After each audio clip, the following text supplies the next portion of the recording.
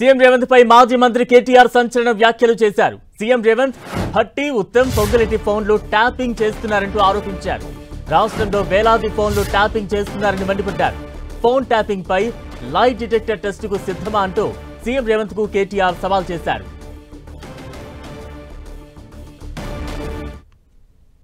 నేను రేవంత్ రెడ్డిని అడుగుతా ఉన్నా, సూటిగా అడుగుతా ఉన్నా, దమ్ముంటే మగాడివైతే చెప్పు, నీ సీటుకు ఎవడెసరు పెడతాడో అని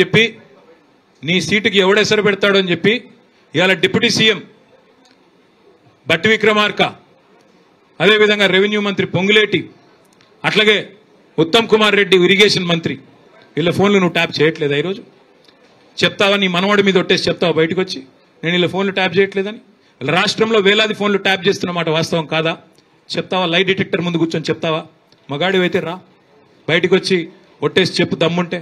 చేసేది దౌర్భాగ్య పనులు, గలీజ్ పనులు, మీదికెళ్ళి పెద్ద పెద్ద మాటలు.